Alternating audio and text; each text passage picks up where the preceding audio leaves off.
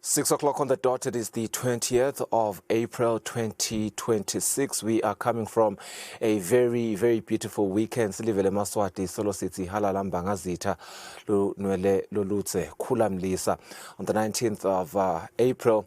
On the 18th of April, rather, as well as the 19th of April, si bone Maswati aphuma ngebuningi bawo ayake wetfula emakhosini kuyo engwenyama kuhalalsela yona engwenyama ngekuhlala esihlalweni bukhosi minyaka lengemashumi lamane nekokuthi ke ingwenyama ihlanganisa 58 years seloku yabakhona emhlabeni nelivela kangwane lihlanganisa 58 years seloku lathola indiphethe umhlaba wonke livela kangwane and the whole world is rejoicing and celebrating with Eswatini, with His Majesty the King. Soloke shonjalo nalomhla ekseni. Indeed, the program this morning will be centered around that. We are going to profile industrialization. We have been profiling a lot of the sectors that define the economy of the Kingdom of Eswatini, and certainly with our economist Sanele Sibia, it is only right that we also profile industry, and that is industrialization in the Kingdom of Eswatini. It contributes over 40% to the GDP of the Kingdom of Eswatini, making it one of the most industrialized economies in the region of SADC. Manufacturing alone accounts for around 30 to 50% of GDP, driven by key sectors such as sugar processing of beverages and textiles and wood pulp. That is a conversation that we get into with Sanele Sibia on the program later. And you do want to enjoy a conversation between Lungelele Makakula, my co-host, with Admin Shabangu, the Senior Medical Officer from the Ministry of Health, as they also reflect on the Ministry of Health's achievements. The Ministry of Health has also leapfrogged from a time where accessing health services was quite, a stretch. It was quite difficult for a lot of people. And today, if we put aside the health crisis with which we believe government is, of course, not even believe, we know government has put in its priority sectors. Basasebenda kunangumnyaka mali nange labawuqalile makusukuma umnyaka. The health sector has also quite grown, but that conversation we'll understand in detail when Lungelele speaks to Admin Shabangu at 7:30 this morning. It is a beautiful Monday morning. September kusemaswati onke abenempela sonto lenhle lebusisekile nale responsible. Luhlelo lethu ke lutawuqhubeka kwanyalo sitawubahlola emarket sitawubuya sibuke ndzabadethu futhi eSiswati.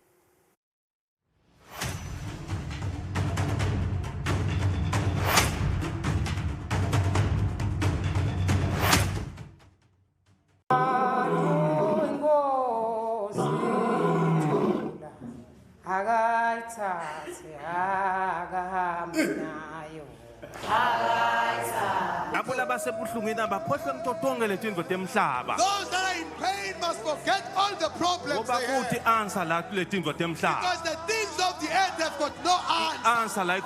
But the answer that we have is all morning. When I'm preaching here, I'm preaching to myself. I receive the Holy Spirit. I declare a turnaround is coming my way. Turnaround is coming in my life.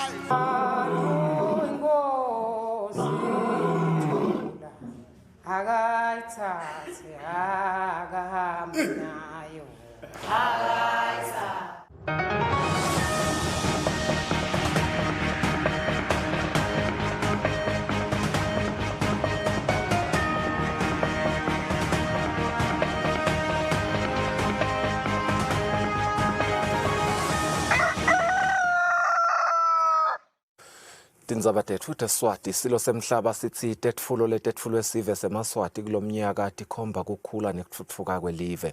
Ingwenyama beyiphefumula ngesikhathi yemukela tetfulo tekuyihalalisela kule minyaka lengema-40. Ingwenyama yahlala esihlalweni sebukhosi kanye neminyaka lengema-58 kwatalwa silo semhlaba. Ingwenyama ivete ukuthi live leSwatini litfutfuke ngekusebentela etikwemigomo yetinhlangano temave emhlaba letifaka ekhatsi mhlabuhlangene ne-African Union. Leli langa letetfulo libusiswe nakuba khona kwendlovukazi Mhlekazi kanti lo msebenzi bewubanjelwe eMandvulo Grand Hall kaLozitha. Indlovukazi Mhlekazi nesigodlo ikhunge ingwenyama ngetipho nahulumende wembube nesive sonkhana eMandvulo Grand Hall esigodlweni kaLozitha. Kulo msebenzi emakhosi abesingethwe ngemakhosikazi esilo sigodlo bamba benkosi boba betukhulu ndvunankulu tindvuna tembuso nemabandla ekweluleka. Akusimalanga mangakhi live leSwatini litawube lihlanganyele netive temhlaba kugubha iminyaka lengama-40 silo semhlaba sahlala esihlalweni sebukhosi.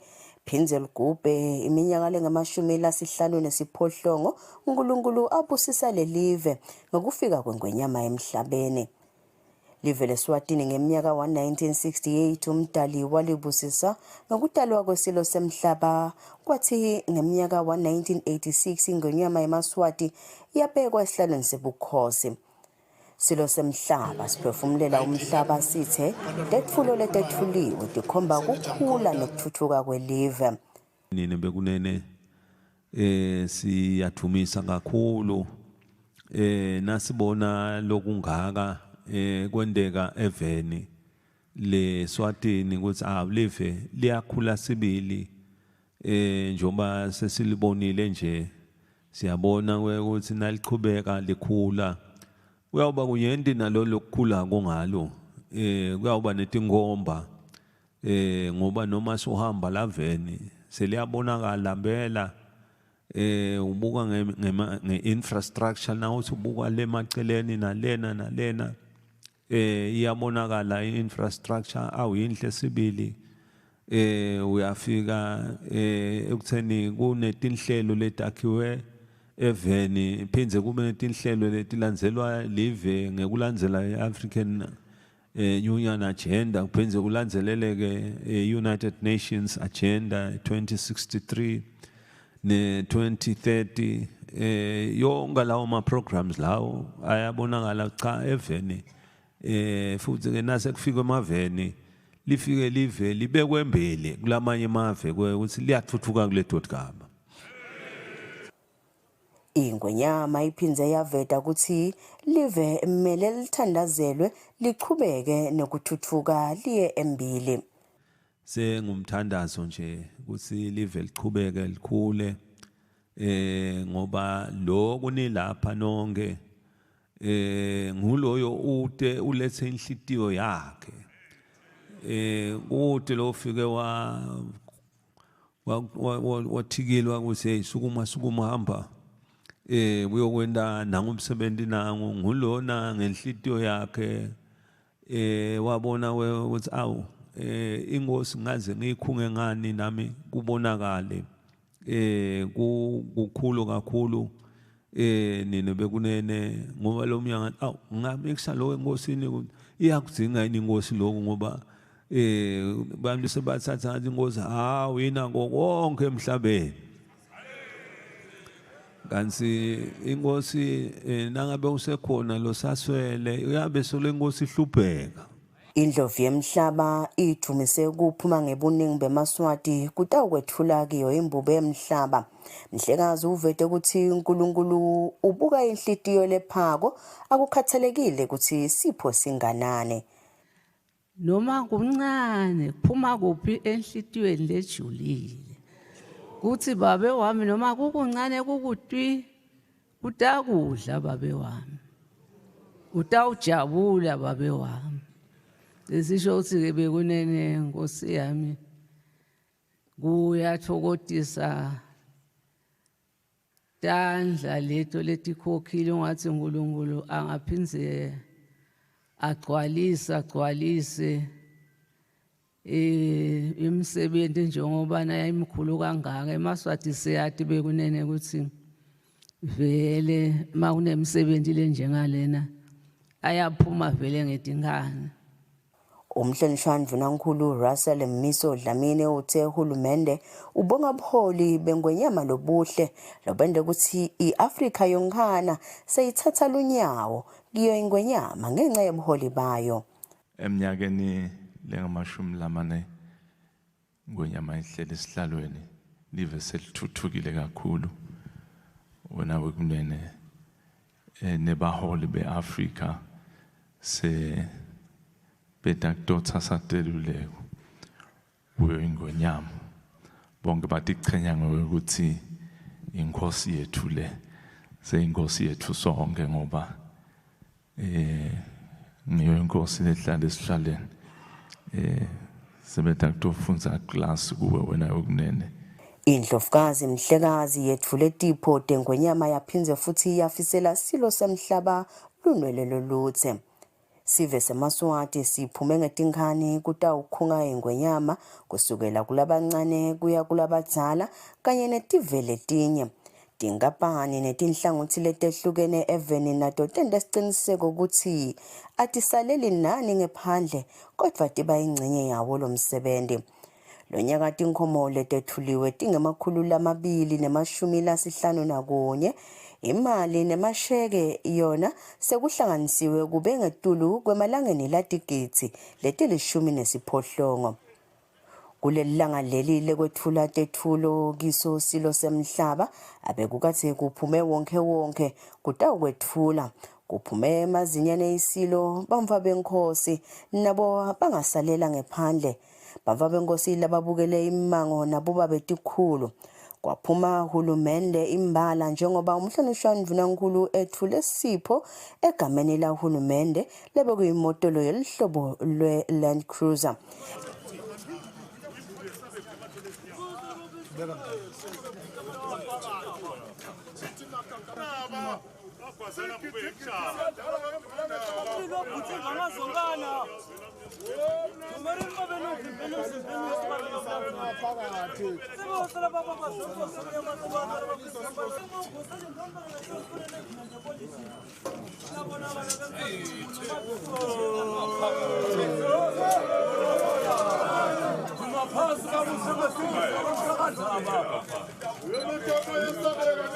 Letinye tethulo litifa ekhathi tigulumba imisebenzi ke lehlukehlukene pheceleti ema-services kwelekelela imphumelelo yalo msebenzi. Imisebenzi yetandla lekhichitwa ngiwo eMaswati tingukuta semakhaya tibhidvo netithelo lokulinywa ngiwo eMaswati. Sipheko salomsebenzi lesifa ekhathi ngisho impuphu nalokunye lokuningi petroli lotawusebenta kulomsebenzi emanti nawo latawusetshenziswa ngalelanga naletinye tinatfo letehlukehlukene nalokunye ke lokuningi kakhulu kati ngoba lona msebenzi mkhulu kanti utawungenelwa native letinye letichamuka enhlangothini letehlukene temhlaba. Edintsabeni kubika Pholile Maziya Anathabiso Dlamini esigodlweni kalo. Noma lusuku lwekugubha lusuku lwekutalwa kwenkosi Mswati wesithathu luqhutshelwe kulesihlanu lokho akukawavimbi eMaswati ukuthi afisele ingwenyama lunwele loluthe njengoba lusuku lwayitolo bekulisuku lwayo lwekutalwa. Itolo ke ingwenyama ibehlanganisa iminyaka lengama-58 uma isihalalisela ingwenyama lesive seMaswati sibeke kanjena. Ingwenyama ikhulile nelive siyalibona liyakhula liyathuthuka. So singasho nje sithi sawo halala ingwenyama silo seMaswati ayikhuli ikhokhobe idle tinyoni tebatukulu bakangwane lesingakusho kude lokunye ngaphandle kokuthi akakhule umlomdzana njengoba nje asakhulile. Halala mbangazitha halala siyakuhalalisela Nkosi khula Mswati sibonga imphatho losiphatha ngayo sibadzala uyasondlela uyaseneka konke kude lesikuswelako kahle kahle sikahalalisela iminyaka leminingi ukuthi yengeteki beminingi kulele ngamashumi lamane lese uyibusile akwengetekela amanye futhi emashumi lamane engce futhi ayena ma ekhulwini siyakuvumisela mbangazitha sisichubeka Nkosi nenyawo lwakho siyabonga wona phakathi bayethe ngoba kumhalelisela nje lo muthe Nkosi yami ngoba umhalelisela Nkosi yami inhlanzane elive akhule kahle aqhubeke alibuse ngenhlakanipho layini kwabo khokho omkhulu ekuqaleni qhubeka jinga angashinji usiphethe kahle aqhubeke nje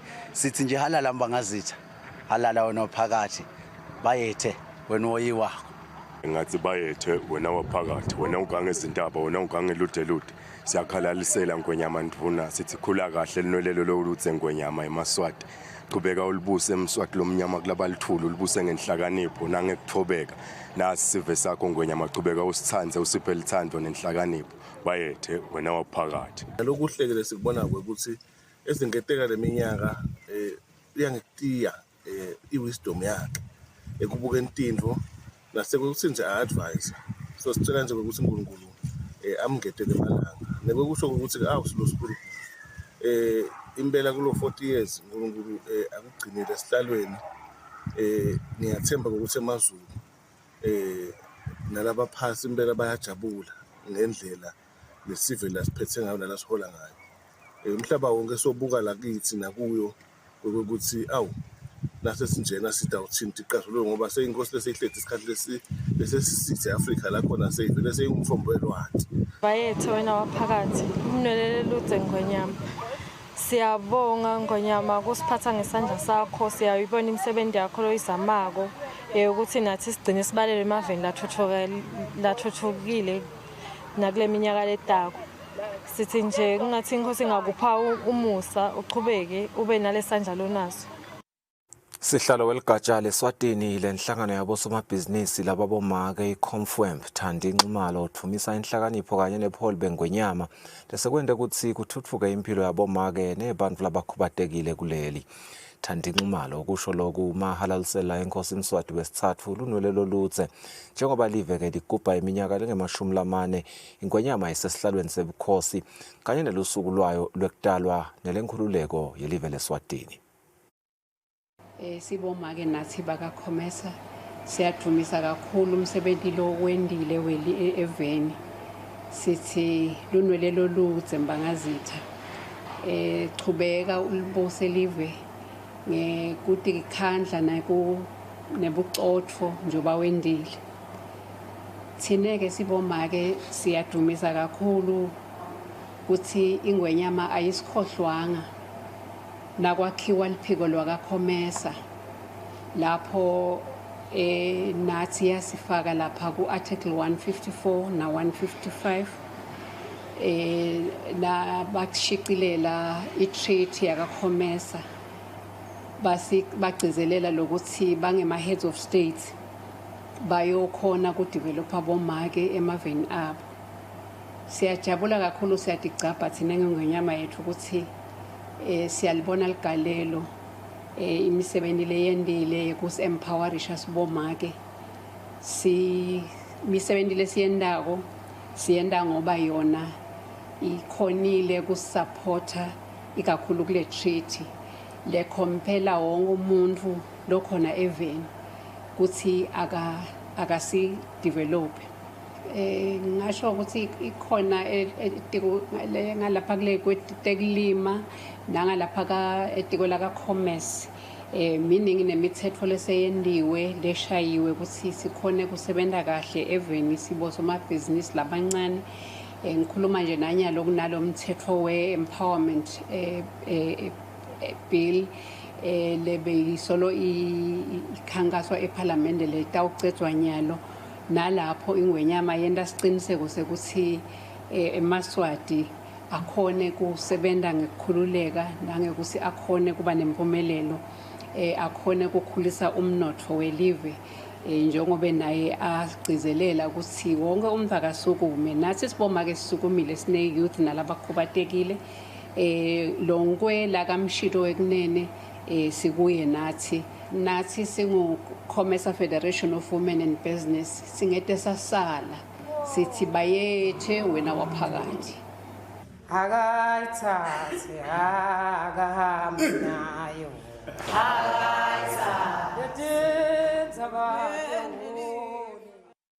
Sivele singetulu kwenkhulungwane enkundleni yasekwaluseni sitfolela usito lokwelashwa etifeni letahlukene mahala ha ngesikhathi inhlangano yakulela le-Taiwan i-TZU Tsi-Chi Foundation iletha lusito lwetemphilo kule nkhundla. Umcondzisi walenhlangano Sharon Fraser uthi lolu sito luyingxenye yezivumelwano sekubambisana kwelive kanye nelive le-Taiwan. Lokufaka ekhatsi-ke kucinisekisa ukuthi sive sitfola lusito loludzingekile kutemphilo kute sitawukhona kutisebentela sinemtimba lecinile nalephilile kundlondlobalo umnotfo wemakhaya newelive. Lesive sitheleke esikolweni kwaLuseni Primary School nakuvulwa imagede ngensimbi yesithupha ekuseni. For each outreach, we think that there is a necessity for us to go into the community, the most vulnerable community who needed much help, be it the patients immobile to go to see the doctor, or it could be because of transportation, or could be any reasons. Umcondzisi walenhlangano ise-Chi Foundation, Sharon Fraser, uthi lo msebenzi oyingxenye leminyenti labayendako lehlose kulekelela emaswati ukuthi aphile impilo lengcono lefaka ikhatsi kusekela emadladla. Buchopho wasekwaLuseni Sabelo Dlamini uthi lesive salendzawo siludzinga kakhulu lusito lwetempilo njengoba lesinyenti sihlala sisemsebentini singakhoni kuyotihlola esibhedlela. Nasikhulumela indzaba yekufika emtholampilo bantfu labaningi namuhla msakati bete kwadona letimali tekwekuthi bafike emtholampilo. Labanye balesive labetelana kulukhuni lokwekuthi bahambe baye kuleminye imitholampilo ngoba imitholampilo yelulile. So nangabe efikile sivele afikile bantfu labanjengalaba bafike emangweni emphakathini wethu kuye kube ngcono ngoba lapho lesive siye sikhone lokuphuma emakhaya ngetinyawo. Lesinye sesive lesicocena lomsakato sivakalise kujabula ngelusito lesilutholile. Ngiyabonga nje kakhulu ukuthi sibe khona lesibhedlela lesi. Isidudane netindlini tethu lasihlala khona. Mina nje ngijabule kakhulu shem cause ngiyide nale mali yokuya leNazarene lona ngibona nje ngivuvukele esihlathi sengisitakele. Shem siyathokoza kakhulu ngalolu sito. Kahle mina kakhulu shem. Afuna aphinze sibonge ukuthi baphinze babuye labantu bekunena basivakashele. Kuya ngawe awungakufushwa ngumuntu ufuna utele wena. Tivuse angikhona ukubalance angishone khona esibhedlela. Kulomcimbi sive besithola emaphilisi kanye nemithi ekwelapha lokho lokusiphethe ngaleso sikhathi siphinze sidluliselwe esibhedlela uma sidinga lusito loluchubekako. Kubika Mbongwa Dube ekwaLuseni. Kungaboni ngasolinye ngenxa yemuntu wesifazane kuphethe ngekuthi kuhambe umphefumulo wenvodza endzaweni yasemdabula kaHlathi uma kudzabuka kusa kwayitolo. Lokho kwendeke ngesikhathi indvodza leneminyaka lengama-43 for 43 years ikwazwa ngilenye indvodza leneminyaka lengama-28 obudzala kulenye yetindzawo yekutijabulisa khona-ke edolobheni lakaHlathi. Kubulawa kwalendvodza kushiye bantfu labaningi babambewa ngephansi futhi bashacekile. Wonke umdali uyayathi nakaletha umuntu emhlabeni abenelethemba ukuthi langalimbe uyawuba lutho amnike imfuthumalo nasekanemandla lamafishane ngako leli phupho lishabalele ngesikhathi umndeni wakakunene ulahlekelwa indvodzana yawo ngesibhuku fakazi luthi bekakhona nakucala lumsindo lowaholela kule nkoti uyalandzisa ngalakubona kanye nalakuva. Uthi wafika emini ahamba nentombi yakhe bathenga kwasengesikhathi sekushwile bese kaphelelwe imali base sebafika-ke la bangala bona bebanale mali fish base sebamthengela sisi le-2 yabaleki lona loshonile base bayofuna lapho ukuthi asale bahamba kwaba kwamkhansa yena because laba bakhona kubaleka yena because nawo ngasukunekulokhubatekile la beyangakhona ekubaleka. Unina wemufi Sibongile Kunene uveta lokho ladekelwa kona lokwaholela ekutheni indvodzana yakhe ibulawe ngalendlela. Bathi bekunentombatana labe bahleli khona kani kunelisoka la manje ngathi ke sikubuye kanjani mase iphuma lelisoka lishaya le ntombatana bekusolakele la ngoba bathi lona uthe ulapha lo muntu uyamshaya lo muntu asilekeleleni namu. Angathi-ke noma balandeleni kwelekelela lo mfana bathi wasewuhazisa umukhwa babaleka la. Lona wagula washaywa stroke akakwadi ukugijima.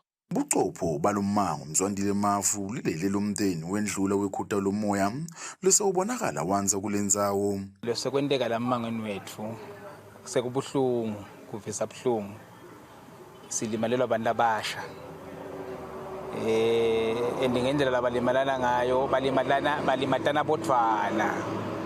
balimatana bodwana siyawukhuta nje lo moya losowukhona losowungenile wekulimatana sithi awuphele.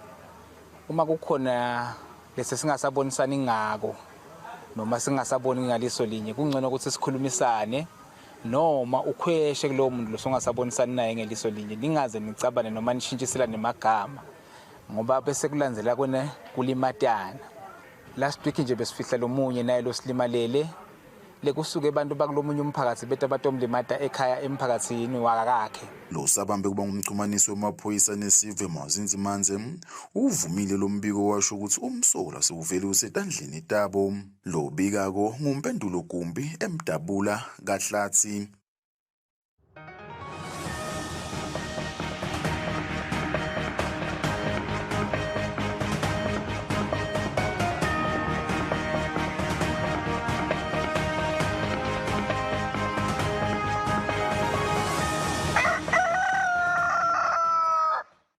Kutemidlalo mengameli wenhlangano lengamele umdlalo welibhola lemphebedo kuleli nqaba Mkhaliphi uthi bajabula abayinhlangano ukuthi babone amaqembu lamasha aqhutselana efika esigabeni semi-finals kanye nema-finals emidlalo ema-championship.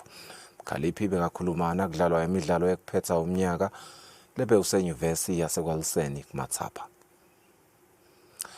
Lingakwenza badethu futhi Eswati luhlelo lwethu luyaqhubeka uma sibuya emakethe.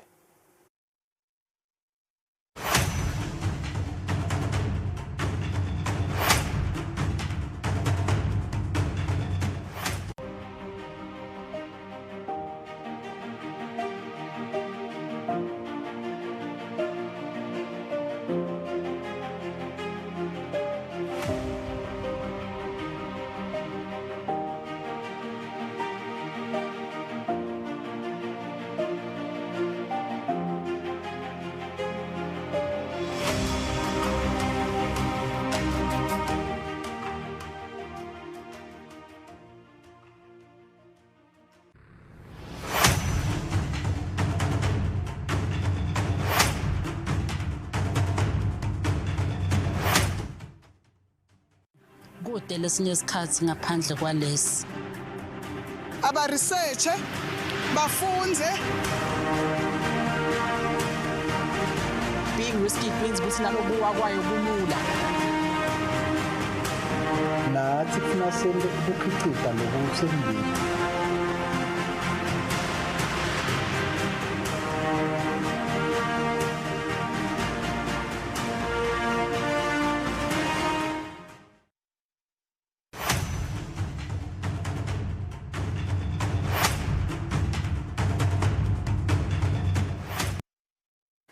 Welcome back. Thank you for steering that.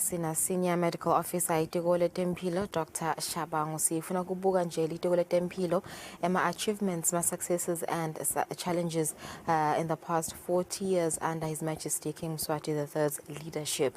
Siyadeke ukuthi live leSwatini selithole timindlela letiningi tindzabeni letiningi no fire cuts bo malaria bo TB futhi letinye tifo sesikhonile ukuthi ngoba khona lapha even in the past 40 years. We are joined by Dr. Shabangu. Just with just from Bisoguti, still live in the last 40 years. A very good morning, Dr. Shabangu. I think Google Kenjilogo, we have medical officers, Nabones, Nabotogotela, Naboba, Faga Yonke, Imfuto Yabo, but the can't like on Dennis Consoguti, Bassi Nigeta, Singers, Samaswad, Basnigeta, Emma Services, Health Services, La Pele, Lagatle, and Franskrumenjema, efforts Vele, Lendiwa.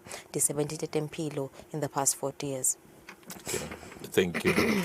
Thank you for offering us this opportunity as Minister of Health to come and showcase the success for the past 40 years for His Majesty, his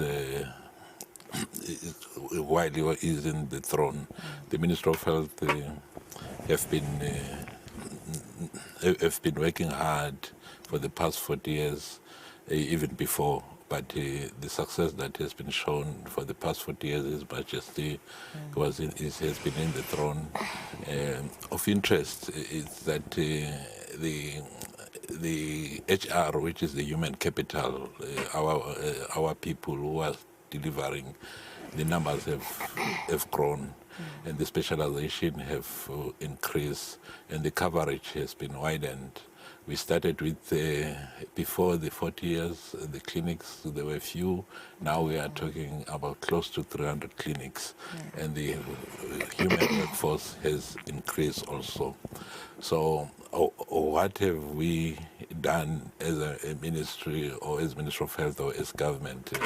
Of interest, in 1986, we discovered the first HIV positive case when His Majesty rose on the throne. And then in 1998, with His Majesty's guidance, we established that time we called it SNAP, so the National AIDS Program. Today we call it INAP. And then lots of people have been enrolled in treatment at that time. When it started, before, people were paying, people were paying out of pockets, and also we're experiencing catastrophic effects, and we're losing a lot of people. But with partners, and that His Majesty is partnering with sourcing partners to fund the health sector, has done a lot. So as a result, as we talk today, we had set targets of 95, 90, 90, 95, 95. We have exceeded those targets when it coming to achieving. And lots of people are on HIV treatment currently. As we speak today, we are having over 220,000 people who knows their status. And then more than 95% of the people know their status. And then more than 98% of the people, they have got virally suppressed. And then maybe for now I can stop there. You can, but there is a lot. I'll also expand to other areas. There's a lot indeed, Doctor.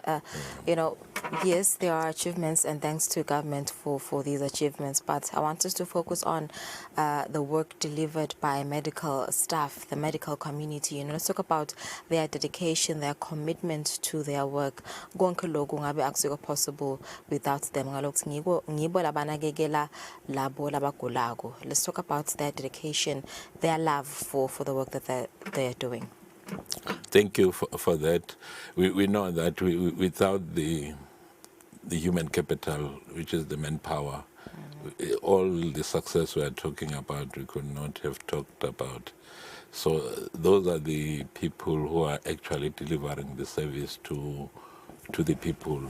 We really want to thank them for that. And then they've shown that even their versatility when it coming to changes, like we know that HIV it's a new phenomenon that was just coming in, and they've able to revolve and around and able to render those services.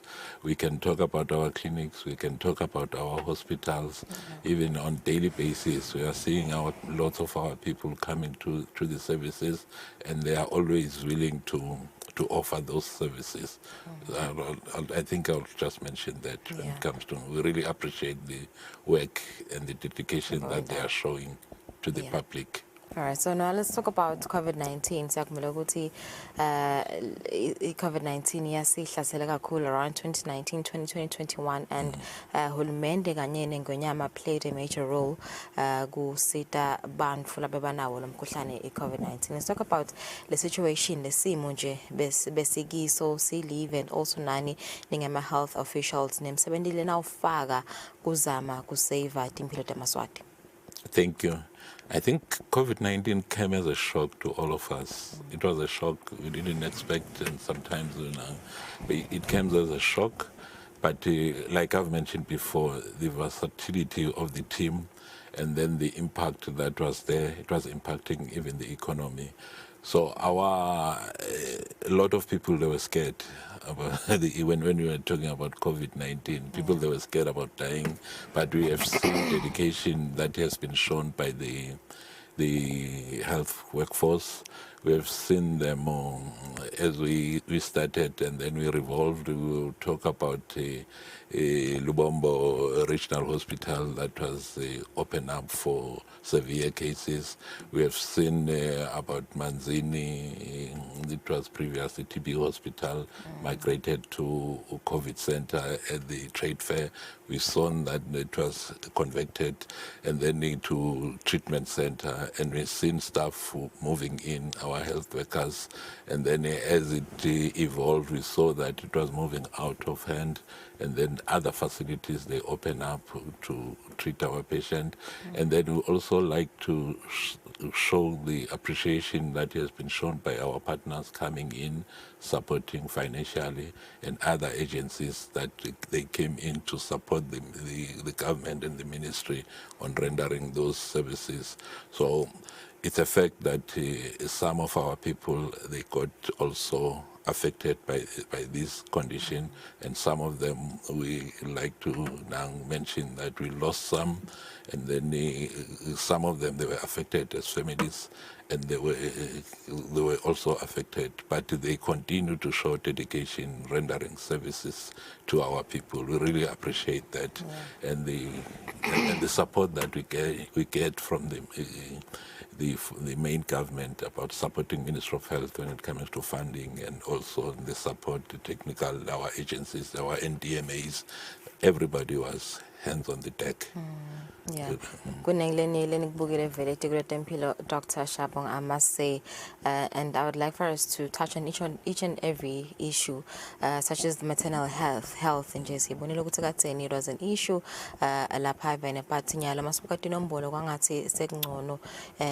how have we been able to achieve that maternal death?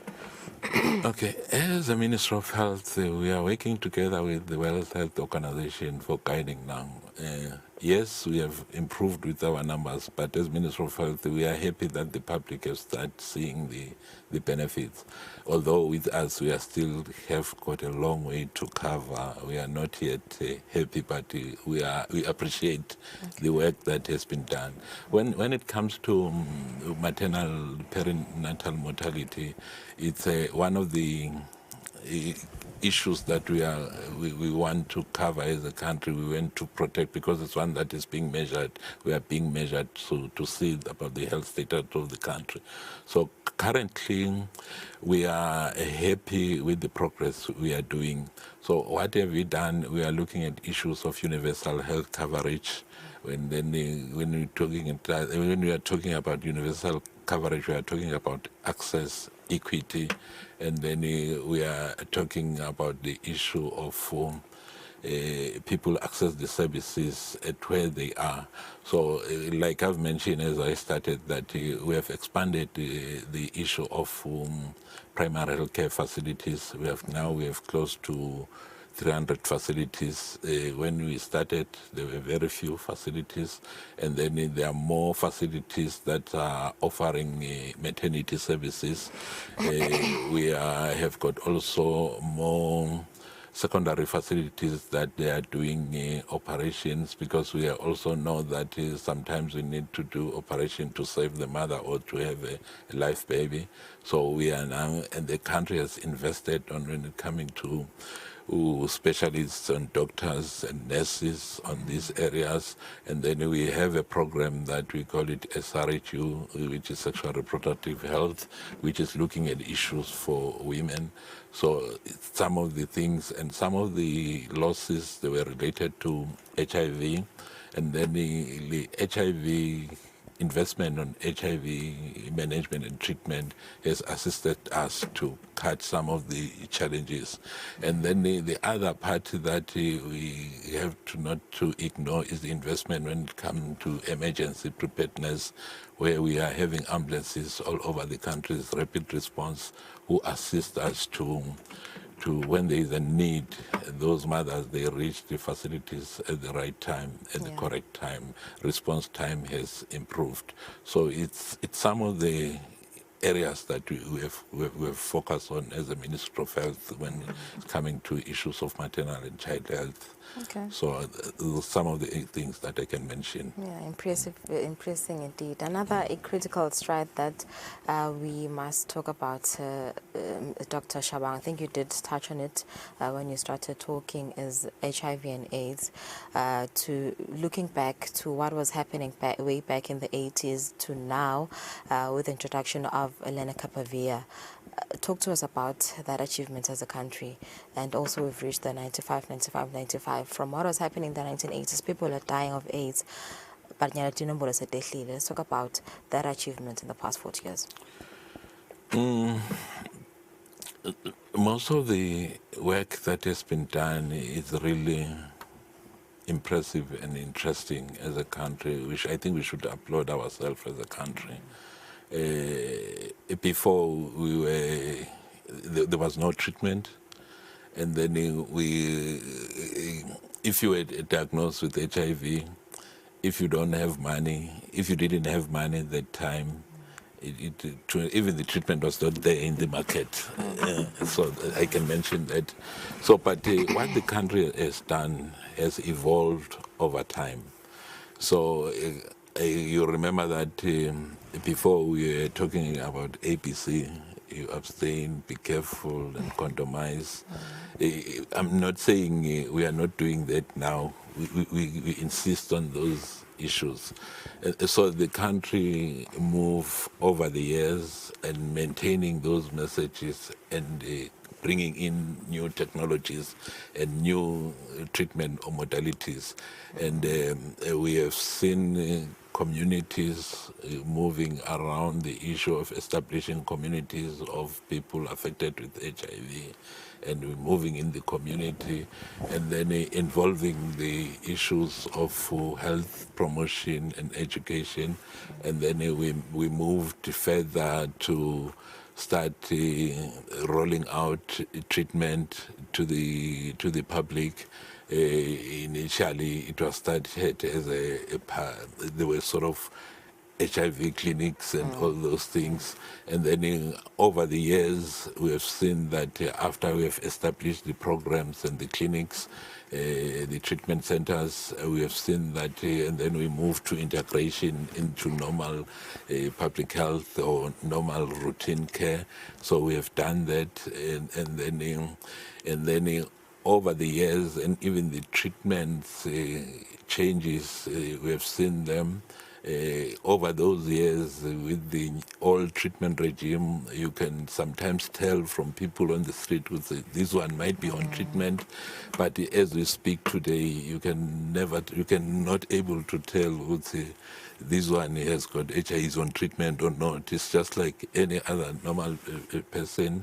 And then we have seen, I've mentioned the issue of achievement of 95, and then the other challenge and the critical point was the issue of now vertical transmission. When we are talking about vertical transmission, mother to child transmission, we have a program that calls about elimination of that. For babies, they shouldn't be born with HIV. So currently, as we speak today, we have got less than 1.5% of people who get that type of transmission, part of the program that the ministry is engaged in.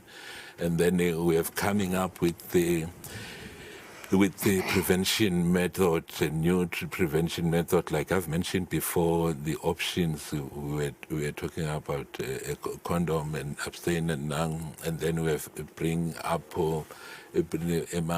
different models when it comes to prevention. It could be PrEPs, and then of late we have launched the LEN with lenacapavir, where people, they just get those injections, and then we are evolving as a country. We are happy, and the uptake for those now it's improving. It's so those are the things. And then even now we are moving forward to look at target groups. We have seen that with new infection, we are seeing more girls, young women, ages of 14 to 15 to 24 being more affected.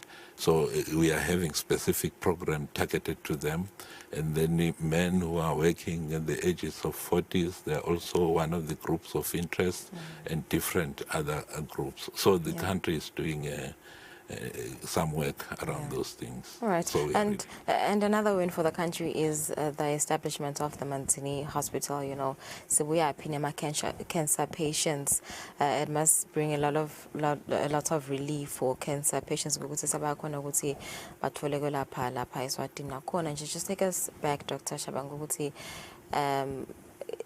Achievements for the country. We have cancer treatment in the country. What was happening way back? Thank you. Thank you for raising that one. It's one of the one achievement that we are celebrating these days. So if you look at the ministry before 2015, we didn't even have a cancer registry. A cancer registry, it's where you just register to say somebody is like this, have got cervical cancer or breast cancer or colon cancer. We didn't have that. The country, we started in 2015. And then in 2019, we established the cancer program. So because we realized that from the register, you'll get the numbers, because before we didn't know. So, and then we started the program 2018-19, the cancer program. So our people, they were, and then it's still there, once you have been diagnosed, and then you have to maybe you get the treatment, and some of the treatment, all of it, most of the time, we have to transport or take our clients to South Africa. And then it was quite expensive for the country. If you look at the bill for Palala, it was skyrocketing, so it was not sustainable.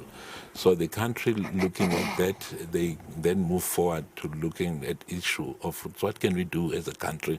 Remember, about treatment, it's not necessarily that you get the physical treatment only.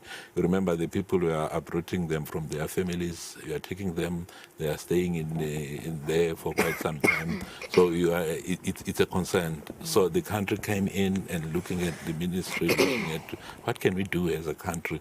That's how we came up with, let's have our people being treated in their environment. So that's why we came up with the issue. We started with the chemo.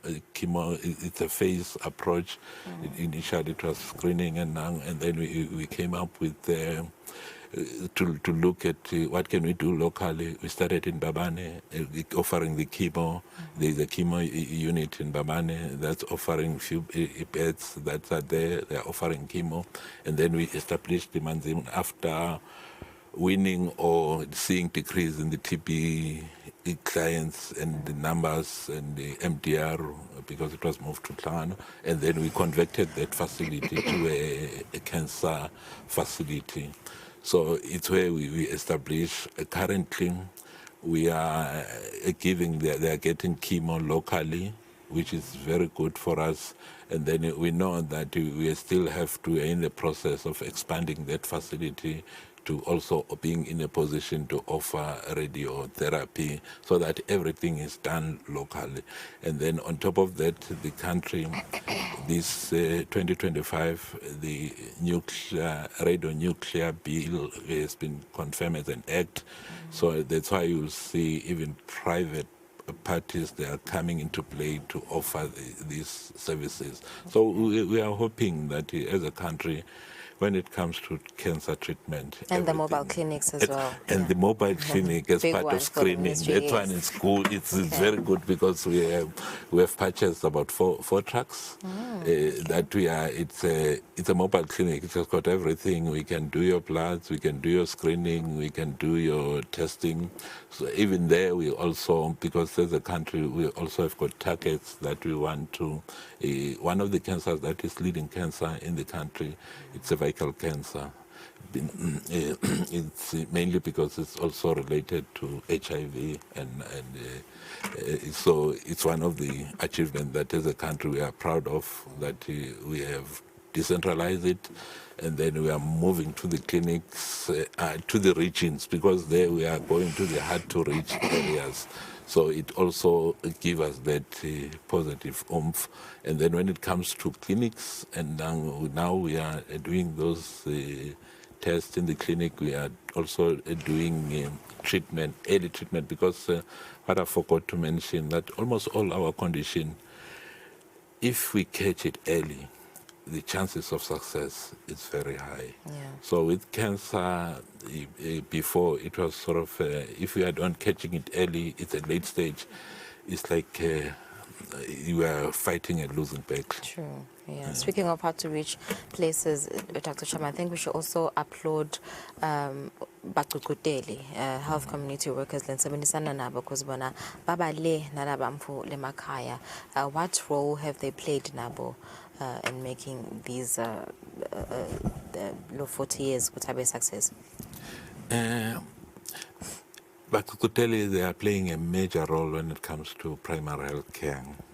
The program was started in 1976, and then over the past 40 years during the Nang, also it has revolved. Before it was Nang in the community, as we try to make it as community as possible.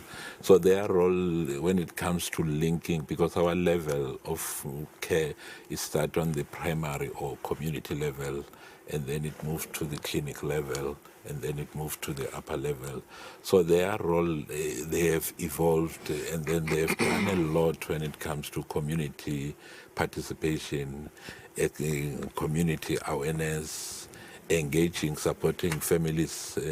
There are major roles, like I've mentioned, for the past 40 years. We have our first case of HIV in 1986.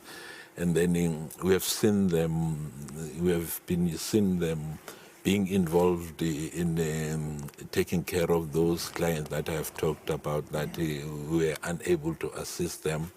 So there was supportive treatment. They were giving treatment in the families, taking care of them, the clients, with all throughout, like it was palliative care, sort of. So they've played a part. And also on health education, they are playing a major role. And then they also linking with the clinics, supporting the clinics, they are also playing a role. We have a program that is being established now, that has been there, has evolved, is taking care of them, and then the issue of their scope of practice is also taking care of that. Like I'm saying, that more innovation is coming in. So now they are being trained, they are all going to able to use the latest technology, the tabs, and so that they can link information, we can get information from the community to the national level. Yeah. So they are one of the critical components when it comes to our delivery of the health system. Yeah, so we know that the country works with international partners such as the CDC, Africa, the World Health Organization. Dr. Shabang, how crucial is it for the country to work with such partners in strengthening the health system? Thank you. We know that health conditions, they don't have borders. So our World Health Organization, which is WHO, is mainly our technical advisor when it comes to health issues. We are talking about guidelines, development, all those things. It's being referenced when everything that we talk most of the time, we are saying World Health Organization. So they are the technical government advisor when it comes to health issues. And then with Africa CDC and other, mainly Africa CDC, it's part of AU. So it's part, they want to see Africa being delivering on health issues. So of late, they are coming up strongly, supporting the country with different programs. We can talk emergency, NCDs, EPI, establishing of the systems, information systems.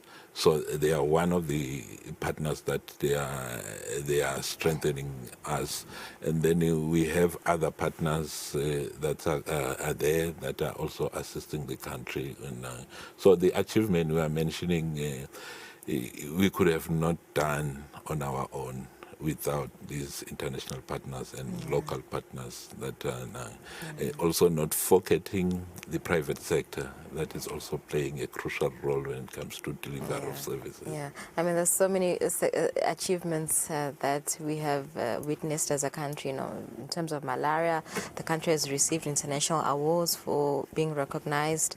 TB, polio, there's just so many diseases that we have been able to, witness strides as the country. But let's talk about challenges now, Dr. Shabangu. Where are the gaps? Nguphi sisalela khona emuva la nifise kwangathi kungasentshedwa kuze kube success nakho? Thank you. We cannot win. It's always like I've mentioned, even with when I was talking about perinatal mortality. But as a ministry, we see the gains, but we still have a lot to do. So, but we know that resources are not unlimited. You'll talk about HR, like I've mentioned about the gains, and then we still have a lot of gaps when it comes to HR numbers. They are not on our side. We wish to have more. Like I've mentioned, that we are opening more services. We are before we didn't have any dialysis, and then we are opening those units. We didn't have, so they need human resource. We are opening more clinics. Sometimes the numbers that we are opening, it does not correlate with the number of HRs that we are getting. So somebody has to appeal for that, for the support when it comes to HR support. We are having a gap.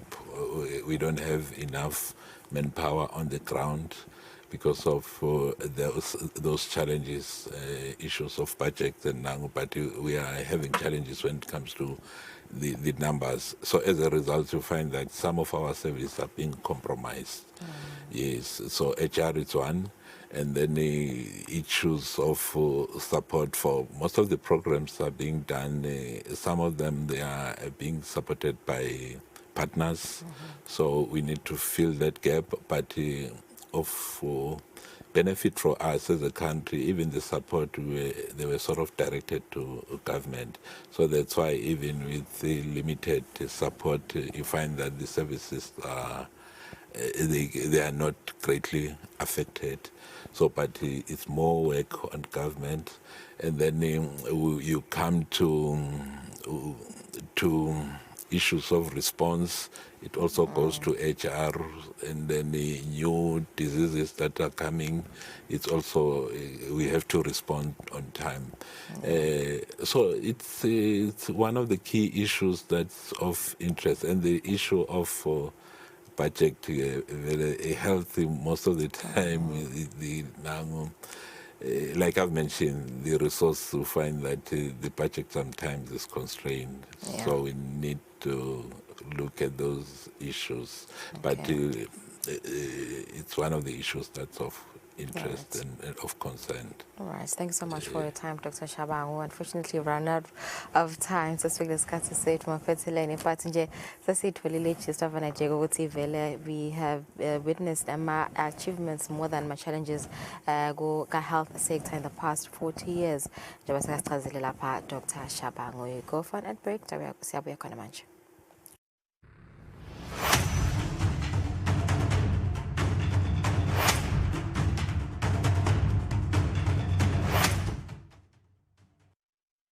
Kude lesinye isikhathi ngaphandle kwalesi. Aba research bafunze. Being risky means ukuthi nalokuwa kwayo kulula. Nathi kufuna sende ukukhiqiza lokho kusembili.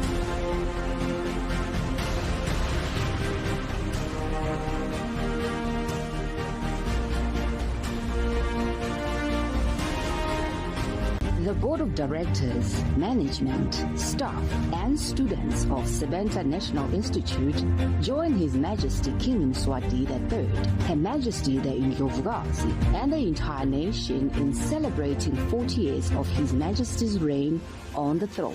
As we celebrate 4 decades of visionary leadership, peace, and stability in the kingdom, we also wish His Majesty a happy 58th birthday. Bayethe wena waphakathi.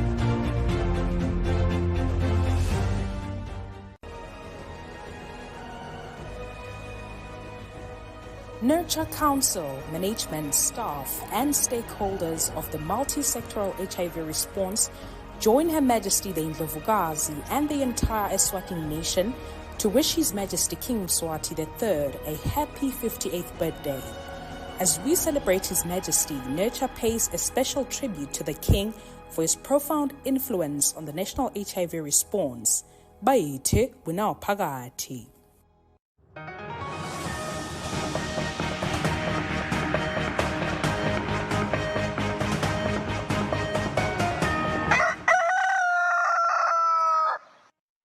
Welcome back. You're still watching Kusile Breakfast Show, the Monday edition. Our international news now. At least 6 people were killed in a shooting on Saturday in a residential neighborhood of Kyiv, and 14 were hospitalized, Ukrainian President Volodymyr Zelensky announced. The suspected gunman was shot during an arrest attempt. This was confirmed by officials.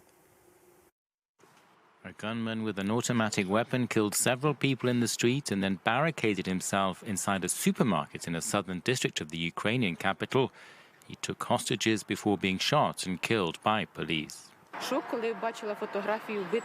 I was shocked when I saw photographs of the people who'd been killed. I was shocked and I still can't understand why. On top of them killing us with airstrikes, people are being killed on the street as well. The 58-year-old assailant lived locally. He wasn't named by police. The Ukrainian President Volodymyr Zelensky, in a video posted online, said the attacker set fire to an apartment before taking to the street.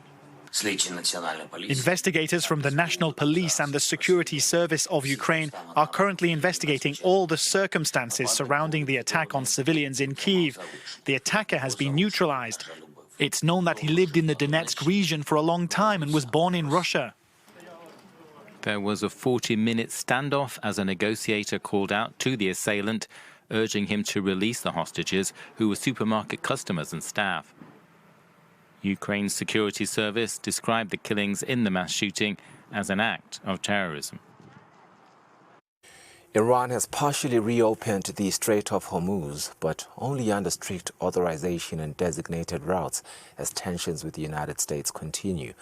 While Pakistan tries to organize new talks, Iranian officials insist sanctions must be lifted and reject U.S. demands to end nuclear activities, even as both sides maintain strange pressure through military and economic threats. It's an image shown on Iranian television for everyone to see. Ships stranded in the Strait of Hormuz because Iran is refusing to let them through.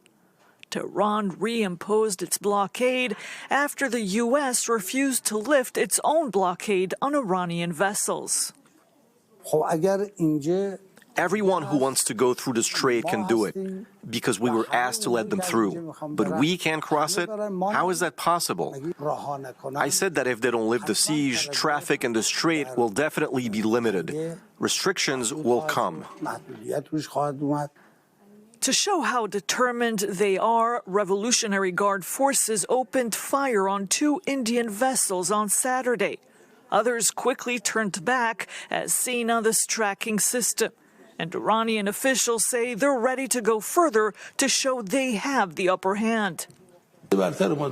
We can stop oil production. We can shut down 15 million barrels of oil a day and keep it suspended for an entire year. The senior advisor went on to list a series of targets Iran could hit next. This was U.S. President Donald Trump's response to the closure of Hormuz. We have very good conversations going on. It's working out very well. They got a little cute, as they have been doing for 47 years. Nobody ever took them on. We took them on. Pakistan is racing the clock to organize a new round of talks before the ceasefire runs out on Wednesday. Iranian officials said they received new proposals, which they're examining, but they also said the U.S. is asking for too much. Ending nuclear activities is off the table, according to the Iranian president. Other officials said there is. After weeks of U.S. and Israeli strikes, Iranians are watching to see if ceasefire talks could lead to negotiations, while uncertainty over the future of the conflict persists. Despite foreign calls from regime change, analysts say Iran's leadership remains entrenched as economic pressure, repression and war damage deepen tensions inside the country. Despite 6 weeks of war, the Iranian regime doesn't seem ready to collapse. After the U.S.-Israeli strikes began on February 28th and following the death of Iran's supreme leader, both Donald Trump and Benjamin Netanyahu urged the Iranian people to rise up and overthrow the regime. But in the days that followed, this goal appeared to shift as the bombing continued. Meanwhile, in the streets of Tehran and other cities, numerous pro-regime rallies have been organized by the authorities. Following the bloody repression of anti-government protesters in January, those who remain opposed are facing a regime that is as entrenched as ever. This is a moment of reckoning for Iranians, because at the end of the day, Iranians, especially Iranians inside the country, realize that they need to live together. There is nowhere to go. Those who support the regime and those who hate the regime, they're all on the same boat, and they have to live together. As anger over the war mounts and frustration simmer, economic hardship is the immediate concern for many Iranians. Iranians understood that this war is not going to topple the regime, but at the same time, it's going to make their lives much worse. Economically, the military is not going to put down their guns. They are going to stay, and it's going to be bloody, and it's going to be costly, with no prospect for a better future. The bombings have killed thousands and destroyed infrastructure across the country, raising the prospect of massive job layoffs, as conditions that spurred the January unrest look likely to worsen. A French peacekeeper serving with the United Nations interim force in Lebanon was killed and 3 others wounded in an ambush in southern Lebanon, with Emmanuel Macron blaming Hezbollah, which denies responsibility. Florian Montorio was a staff sergeant serving with UNIFIL, the UN peacekeeping mission in Lebanon. He was killed by gunfire in an ambush in the Deir Kifar region on Saturday, an attack by Hezbollah, according to French President Emmanuel Macron. Everything points to Hezbollah being responsible for this attack. France demands that the Lebanese authorities immediately arrest the perpetrators and assume their responsibilities alongside UNIFIL. The Iran-backed group has denied responsibility, while both the Lebanese government and UNIFIL say an investigation is underway. It's only the latest attack on peacekeepers in the region, who have been repeatedly targeted by both Israeli and Hezbollah forces since the recent fighting began. We do our best to protect our peacekeepers. There are a number of very serious security and safety measures. You know, we have reduced the movement. Actually, I believe that the French peacekeepers were carrying out a movement for the purpose of resupplying one of the UNIFIL facilities.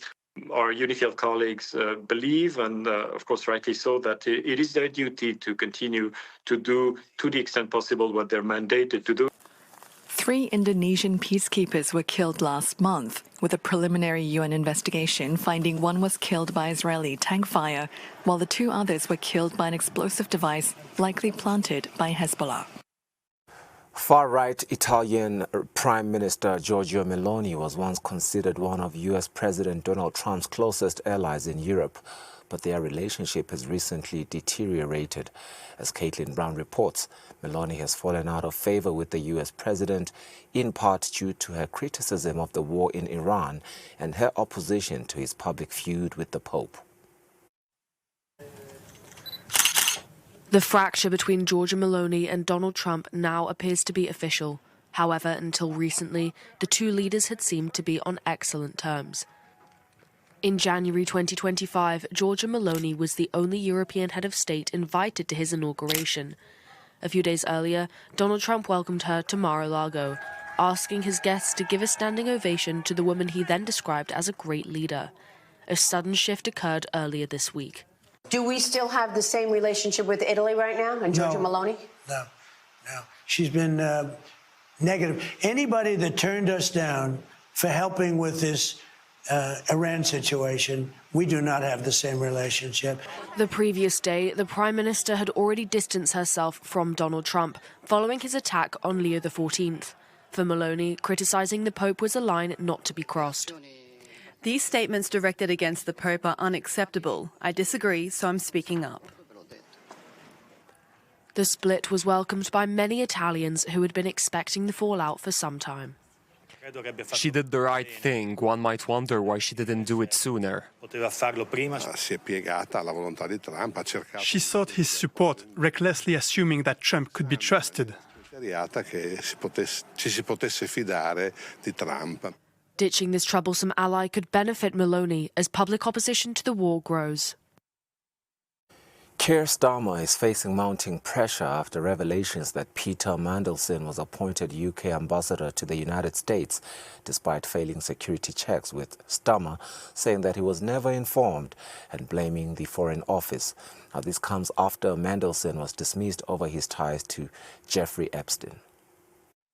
Fighting for his political life, Keir Starmer says he wasn't told that Peter Mandelson, his pick for ambassador to the United States, had in fact failed his security vetting. That I wasn't told that it failed security vetting when I was telling Parliament that due process had been followed is unforgivable. Not only was I not told, no minister was told. And I'm absolutely furious about that. Starmer's government has blamed the Foreign Office for overriding the recommendation of the security vetting team and allowing Mandelson's appointment to proceed. The ministry's top Foreign Office civil servant, Ollie Robbins, has been fired in the wake of those revelations after losing the confidence of both Starmer and Foreign Secretary Yvette Cooper. But calls are once again mounting for the Prime Minister to resign. It doesn't matter which of the stories the Prime Minister has told us. He has lied, and that is resignation time. The fact is, he told us that Mandelson had been cleared by the security officials, that he passed security vetting. We now know that that is not true. That's misleading the country. It's a breach of the ministerial code. After just 7 months on the job, Starmer fired Mandelson after it was discovered his ties to convicted sex offender Jeffrey Epstein were more extensive than he'd led the government to believe. Mandelson is now the focus of a police inquiry over claims he leaked sensitive government documents to Epstein when he was business secretary. The fallout from the ongoing scandal has already claimed the jobs of two of Starmer's top political aides, including his chief of staff, Morgan McSweeney. And it could yet claim Starmer, though he insists he has no intention of stepping down. After the ceasefire in Lebanon, displaced families are returning to heavily damaged towns like Nabati, where homes, businesses and essential services have been devastated by the war. Residents face a mix of relief and trauma as they begin to rebuild their lives, relying on aid for basic needs while confronting the scale of destruction that is left behind.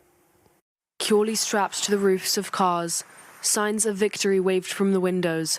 Processions of returning residents are making their way towards the towns in the south following the ceasefire. We accompanied displaced people returning to Nabatieh, a city that paid a heavy price during the war. There we met Mohammed, busy removing shards of glass from his destroyed pharmacy. This pharmacy looked just like it does in the photo. After the Israeli enemy's raid on the mosque, it was completely destroyed. On the night of the attack, I wrote, "We started out together, we were struck down together, we returned together, and together we will continue on our path." Mohammed insisted on taking us on a tour of the city streets, which still bore the scars of the bombings. The Israeli military has long been deliberately targeting people's livelihoods in order to weaken their capacity for resistance and resilience. All of these places are businesses that were intentionally targeted, here too, a week ago. On another street, Haidar stands silently gazing at the ruins of his shop. This is my source of income here in Nabatieh. I just arrived and found it destroyed. I had stocked the store, but as you can see, it's gone.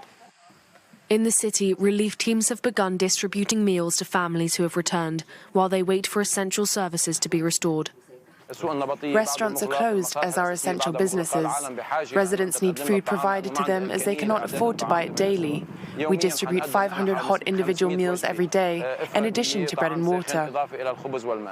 Between the joy of returning and the trauma left by the war, the residents of Nabatieh, like those in other towns in southern Lebanon, are turning a new page.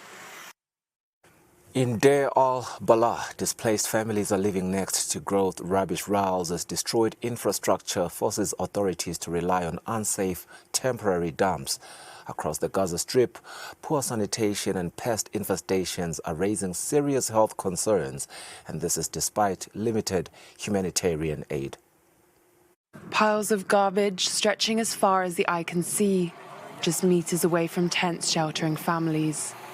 In Deir al-Balah, in the center of the Gaza Strip, this makeshift rubbish dump is growing by the day, and with it, the risk of serious health problems for those living nearby. Life next to the rubbish dump is no life at all. There are flies, mosquitoes and rats. Our children have scabies. There are no facilities and no one to look after us. We have no one but God here. We have no money. We don't even have the bare necessities to live. Believe it or not, death is better than this life because here we are almost dead. In an area where much of the infrastructure has been destroyed by the war, many have nowhere else to go. The dump was meant to be temporary, but local authorities say they have run out of alternatives. This is one of the informal garbage dumps in the area. These dumps were formed because people have been banned from reaching the Al-Fukari landfill since the first day of the war. So we resorted to alternative solutions to collect garbage from displacement tents and the streets and put them in places relatively far from residents until the war ends. But these temporary places have turned into informal landfills. According to the United Nations Office for the Coordination of Humanitarian Affairs, 80% of displacement camps in Gaza are infested with pests and rodents known to carry various diseases. UN agencies have distributed water and hygiene kits, but supplies remain far short of the population's needs. Voters in Bulgaria headed to the polls on Sunday for an 8th general election in 5 years, with ex-president Rumen Radev tipped to win on anti-corruption pledges. The election comes after unrest toppled Bokyo Borisov's rule and left the pro-European JEP party trailing. In the central Bulgarian city of Veliko Tarnovo, Rumen Radev, who is leading in the polls for the country's parliamentary election, laid out his goals for the vote, the country's 8th in 5 years. Of course, we will do everything possible for Bulgaria to have a regular, stable, effective government, because in the crisis we are currently in, we must not allow ourselves to go to new elections. This is not the solution. An admirer of Hungary's outgoing Prime Minister Viktor Orban, Radev has a track record of pro-Moscow stances. While officially condemning Russia's invasion of Ukraine, the former president has repeatedly opposed military aid to Kyiv. Radev has pledged to fight corruption and to give the country a fresh start if his centre-left Progressive Bulgaria coalition comes out on top in the vote. Among his challengers are former Prime Minister Boyko Borisov, who himself was arrested and released over allegations of extortion. Borisov has voiced scepticism of Radev's promises of change. Radev has been head of state for 10 years, and he says he's the new. The head of state is the new. I haven't been anything but an MP for 6 years, and I am the old, while he is the new one with all the oligarchs. The snap vote comes after the resignation of a Conservative-led government amid large-scale anti-corruption demonstrations in December. While Radev appears to be in the lead, he could still fail to clinch an outright majority and has ruled out a coalition with Borisov's Conservative centre-right party. Sudan has entered its fourth year of devastating conflict after fighting broke out in April 2023 between Sudanese army and the paramilitary Rapid Support Forces. The war has left millions displaced and, according to the United Nations, created the world's largest humanitarian crisis. In Port Sudan, displaced families are struggling to survive. Amid food shortages and severe conditions, humanitarian aid has been a lifeline for those who fled the violence. But with thousands of children suffering from malnutrition, resources are stretched thin. My husband was killed in an airstrike in Baba Nosa, but thanks be to God. We need many things for the children. We need food and we need a tent. Conditions are very difficult. But still, thanks be to God. Hussein Sharif was one of the many caught in the crossfire between the military and the Rapid Support Forces. His injury symbolizes the broader toll the war has taken on Sudanese civilians. I was in Omdurman and was shot by a sniper from the Rapid Support Forces. He was in a building, shooting and killing people. I was hit by a bullet and fell to the ground. I was shot at the right side, which caused me hemiplegia. I came to Port Sudan to receive treatment, and there was a man who directed me to seek treatment in Cairo.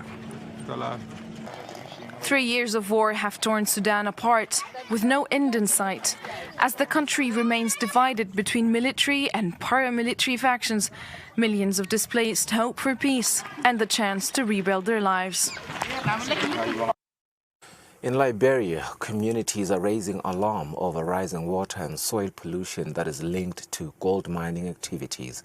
In the village of Jikando, north of the capital, residents accuse the Bear Mountain Mining Corporation of violating environmental standards and contaminating rivers through undisclosed spills. For generations, residents of Jikandor village fished and drank from the nearby river. But in recent years, the fish have all disappeared, and the villagers no longer trust the water that once sustained them. They accuse the Bear Mountain Mining Corporation, Liberia's largest gold mining company, of poisoning the river. We are not happy with this company. When a company invests, it should be to benefit the people, but we are not benefiting from anything. Regulators and consultancy groups began alerting to risks of pollution in the area in 2012. Yet despite repeated warnings, a recent report by Liberia's environmental agency found high concentrations of arsenic, cyanide and copper in the river. The report also accuses Bear Mountain of trying to cover up a series of chemical spills and of hindering government inspectors from accessing its facilities, breaching its repeated pledges to follow environmental regulations. This is one of the most contaminated areas I've looked at. It's all in the government's hands. The government really does need to monitor and manage these mines to protect the local villages and the people. Liberia's government holds a 5% stake in all mining operations and has the authority to suspend or terminate concessions. Shortly after his election in 2023, President Joseph Boakai pledged to reform the country's mining sector to the benefit of local communities. But 2 years on, the villagers of Jikandor are beginning to lose patience. In Colombia's Risaralda region, female genital mutilation persists in some indigenous Embera communities, and this is despite severe health risks, including infection, complications in childbirth and death. For the first time, Congress is debating a bill to ban the practice, led in part by indigenous women calling for its eradication. In the heart of Colombia's coffee-growing region, the mountains of Risaralda are home to the Embera people. In some parts of this indigenous community, the practice of female genital mutilation persists.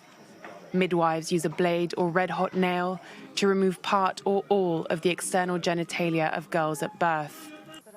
It is believed that women who do not have the procedure will be unfaithful wives, or that their clitoris will grow into a penis. They told the midwives that they couldn't leave it alone because they would grow, they said. That they would grow like men. That's why they mutilated them. The practice can lead to infection, chronic pain, or even death. The problem is that patients often develop sepsis and may even die as a result of these practices. When the mutilation is very severe, when their labia are removed and only the openings of the urethra and vagina remain, it can lead to many problems and complications during childbirth because the babies cannot be delivered. But for the first time, Colombia's Congress is debating a bill to ban female genital mutilation, spearheaded by women leaders from the Embera people. People portray us as victims, criticize us and say we're inferior because we kill our own daughters, but they don't see that it was something imposed on us, that it was something forced upon us, that it's not part of who we are because our culture is very beautiful. We place our hope and faith in God and in all the people who will help us make this law, and we're hopeful that this practice will be completely eradicated.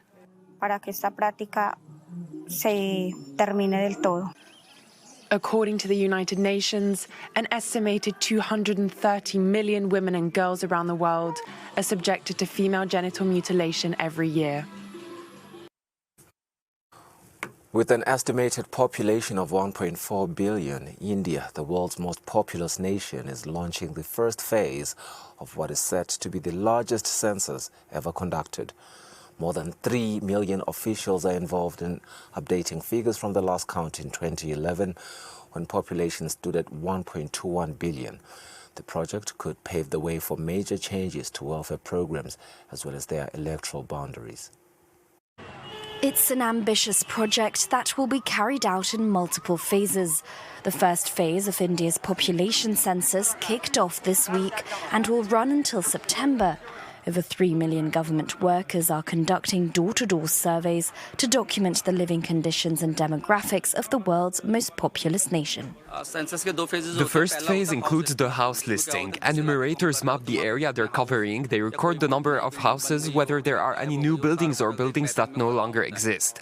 The second phase is the actual population census. Enumerators go door to door to count the number of people living in each household. They also collect information about living conditions and amenities, such as whether the household has access to liquefied petroleum gas, a television, vehicles and other facilities. Residents can respond to the census in person or via a new app, a digital option which will streamline the process and mark a significant shift from the massive paper records in previous years. This time, we'll just use one single app. With this app, we can complete the entire process. It's really easy. It's very user-friendly and environmentally friendly, and data will be shared to the server immediately. The second phase, running from this September to next April, will look at the socio-economic traits of the population like religion and caste, an ancient system of social hierarchy in India. While caste heavily dictates access to resources and education, a full count hasn't been attempted since 1931. Previous governments avoided the task to prevent triggering social tension. The data collected will be decisive for shaping welfare and public policy. It could also redraw India's political map as parliamentary and state seats are adjusted to reflect the country's population growth.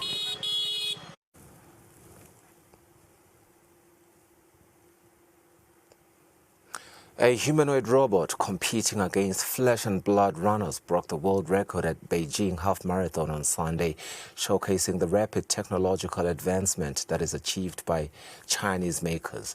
Humanoid robots have become a common sight in China and in the media as well as in public spaces. With legs of steel, these robots left the flesh and bone runners in their dust. Over 300 humanoid robots participated in Beijing's Robot Half Marathon race on Sunday. The winner, from Chinese smartphone maker Honor, beat the human world record by nearly 7 minutes, finishing in 50 minutes and 26 seconds, according to the event organizer. Crowds flocked to marvel at the technological advancements, as some wondered just how far it would go. Robots are just really fun, so I wanted to bring my kid to experience it. Also, with how fast technology is developing, I think robots will soon surpass humans in many ways. So I wanted to come and see them before they actually surpass us.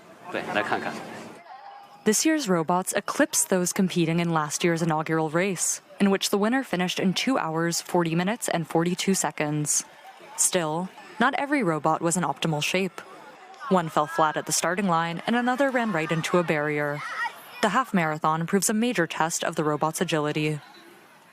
This event requires robots to achieve such high mobility autonomously on the course, which poses a significant test of their agility. Even for humans, executing sharp turns is challenging. For robots, this setup increases the technical difficulty. Speeding up the development of humanoid robots is a priority for China, as robotics firms strive to put more humanoids in factories. Chinese robotics company Ubitech said it aims to launch 10,000 full-size humanoid robots this year.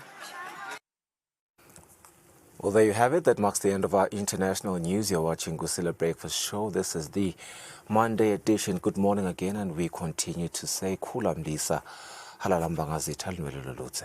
We'll be back.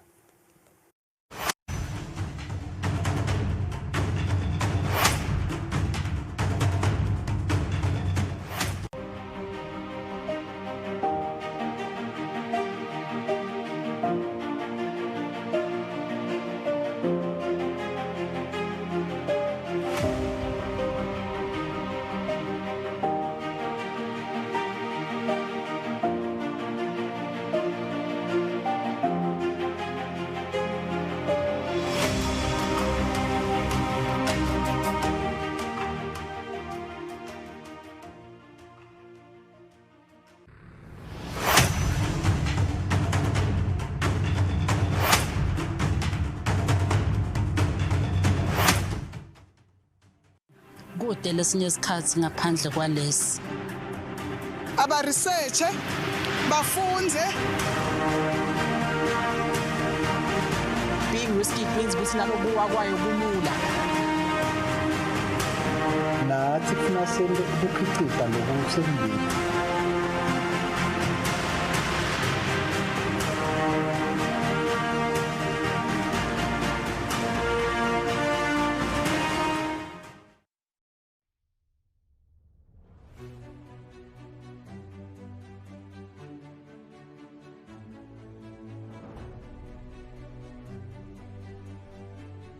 The Board of Directors, Management and Staff of Eswatini Communications Commission would like to wish His Majesty King Mswati III a happy 58th birthday. Lunwelelulutse mbangazitha. Bayethe wena phakathi.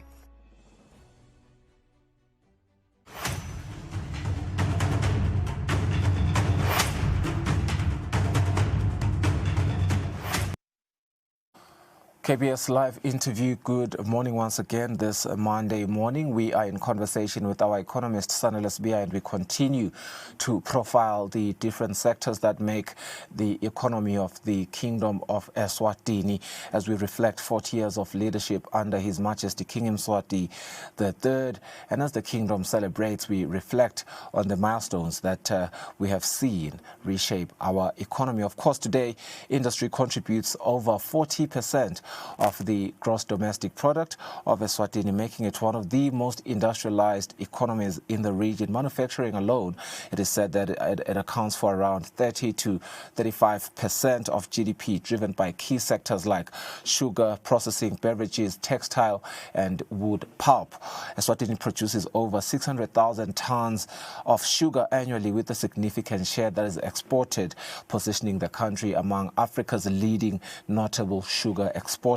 Now, the textile and apparel sector, supported by AGOA, has also been a major employer, particularly in the Manzini and Matsapa industrial corridor. We also have exports, which remain central to this story. More than 70% of Eswatini's exports go to SACU markets, particularly in South Africa, while AGOA has opened access to the United States for manufacturing goods. Industrialization has also translated into employment, with the industrial sector accounting for a substantial share of formal jobs, particularly in manufacturing and agro-processing. All this reflects to a steady expansion in Eswatini and productive capacity and economic diversification under His Majesty's leadership. Sanele Sbia joins us now virtually to reflect on these very, very beautiful facts. Sanele, thank you so much for your time. Good morning indeed. Let us begin with the big picture here, and industry contributing over 40% of GDP. Quite significant. And how would you say that is significant in defining our economic structure in Eswatini? Thank you, Mr. Ngumalo. So if you look back at the structure of the economy, from 1986 onwards, you realize that we shifted from being an extractionist economy and a largely agrarian economy into one that rapidly industrialized, and that somehow changed the contribution of, contribution to the country's GDP. And we've seen manufacturing also increasing in terms of the contribution to GDP. And then also, if you look at the growth of the tertiary sector, also to support the industrialization in the manufacturing sector, we've also seen that we are now shifting towards a new industry in terms of, the fourth industrial revolution and the globalization and the organization of economic production in the kingdom. So yes, we've seen market shifts towards an industrialized nation, on which we then built a very strong service sector, which in itself, Mr. Ngumalo, is part of industrialization. Just it is the type of industry that then comes out of that type of spectrum. So it does contribute quite significantly in terms of its contribution to the country's GDP. Like you rightly pointed, the contribution of the textile sector at present employing above 22,000 Maswati, and also if you look at its peak during AGOA, it employed over 40,000 Maswati. So it is quite an engine for growth. It's an engine that keeps this economy alive. And of course, manufacturing contributing to roughly a third of our economy's GDP, if you will, answer to a very significant, type of question, particularly regarding our economy, how reshaped here.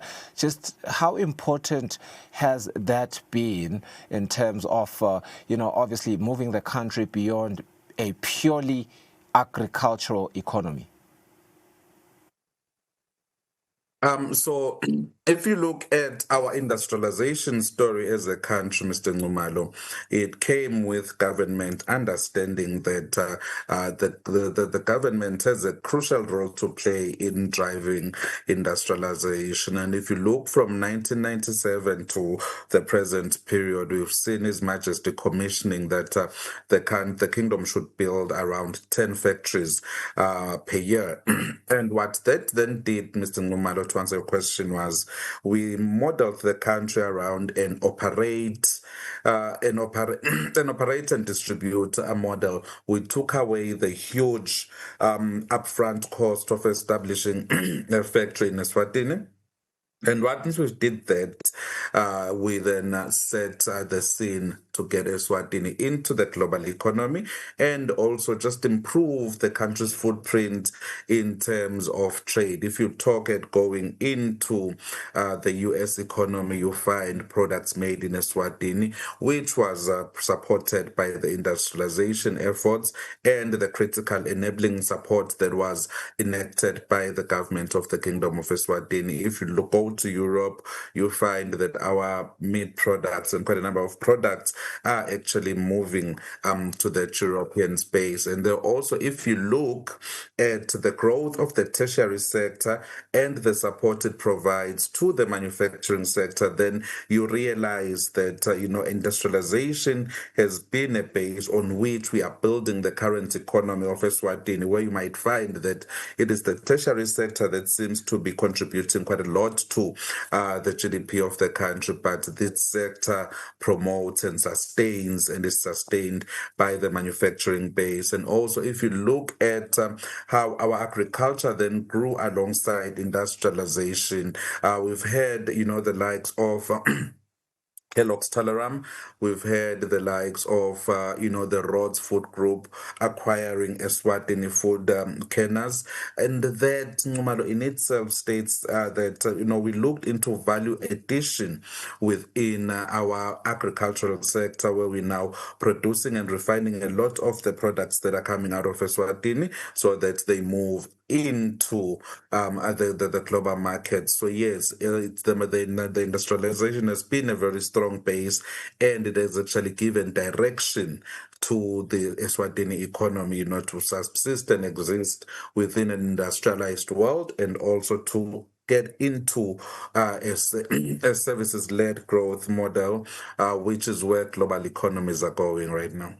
Industry contributing roughly, not even roughly, that's been measured to be at 600,000 tons per year.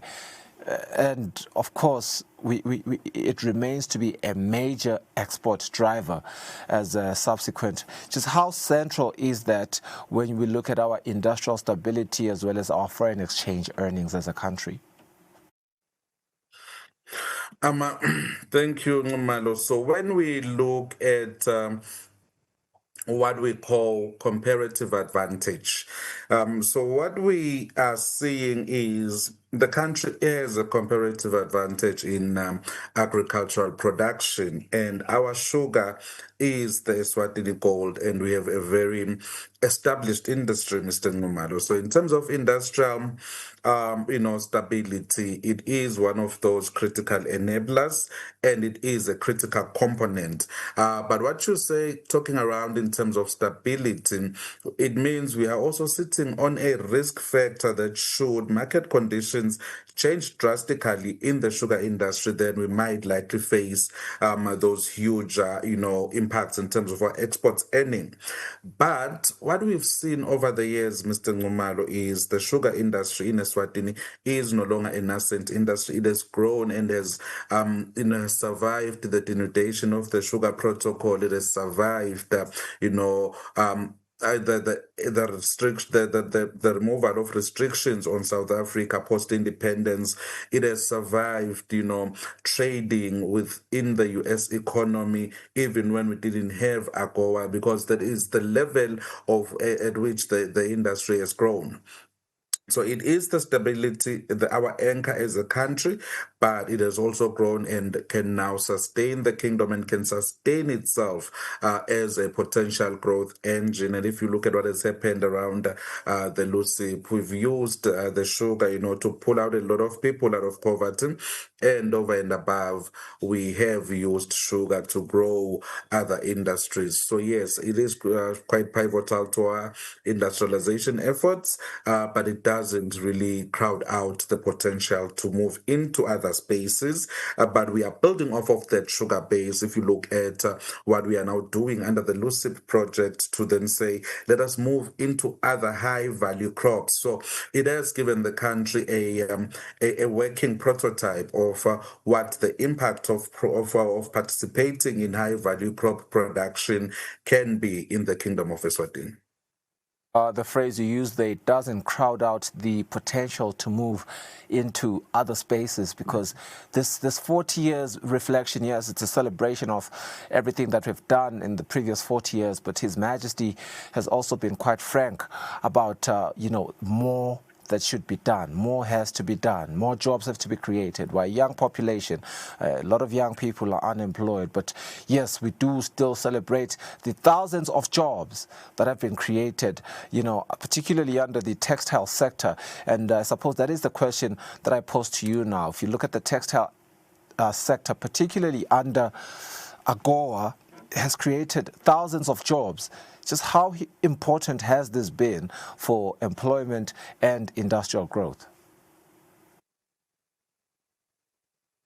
So the textile sector, Mr. Nxumalo, is one of those sectors that remain quite pivotal to the economy of Eswatini. That is purely because, the textile sector is a low entry industry, but it also then builds the skills. Because if you look at the people that our textile industry has actually employed, are people who are ideally could not be employable elsewhere. So the industry takes a a person and trains them, skills them. So now, once you've worked within that space, you also have the skill which you can now transfer to other activities. So it is quite a pivotal industry in Eswatini. And again, we are going to marvel in the fact that the industry in itself has grown and has stabilized to a point where it has actually diversified markets into South Africa and also into other COMESA countries. Remember,